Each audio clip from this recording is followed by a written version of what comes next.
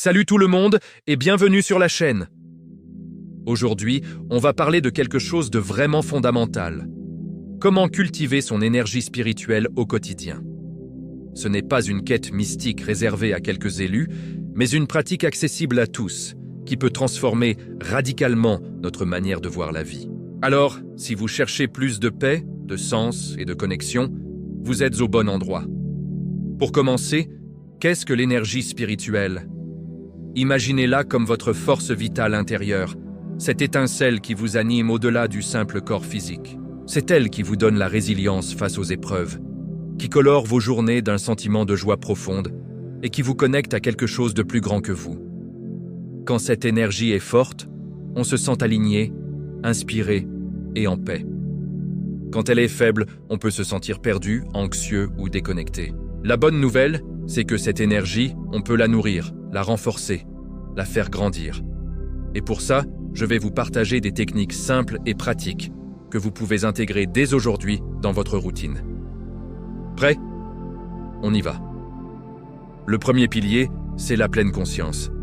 Dans notre monde hyper connecté, notre esprit est constamment sollicité, tiré dans toutes les directions. La pleine conscience, c'est l'art de ramener son attention à l'instant présent. Pour nourrir cette énergie, prenez 5 minutes de silence chaque jour. Trouvez un endroit calme, asseyez-vous confortablement, fermez les yeux et concentrez-vous simplement sur votre respiration. Sentez l'air entrer et sortir.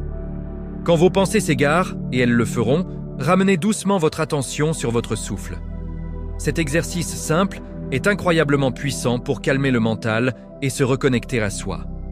C'est un véritable cadeau que vous vous offrez. Ensuite, parlons de la gratitude. La gratitude est un aimant à bonheur. Elle déplace notre focus de ce qui nous manque à ce que nous avons déjà. Chaque soir, avant de vous endormir, prenez un carnet, votre journal de gratitude, et écrivez 3 choses pour lesquelles vous êtes reconnaissant aujourd'hui. Ça peut être un rayon de soleil, un café délicieux, un sourire échangé avec un inconnu ou la santé de vos proches. En faisant cela régulièrement, vous reprogrammez votre cerveau à voir le positif partout autour de vous. C'est une transformation magique qui nourrit directement votre âme.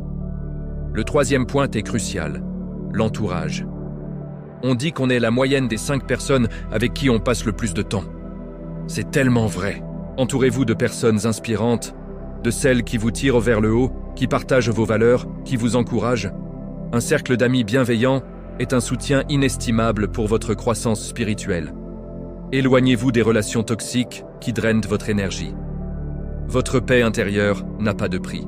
Cherchez des communautés, en ligne ou près de chez vous, qui vibrent sur la même longueur d'onde que vous.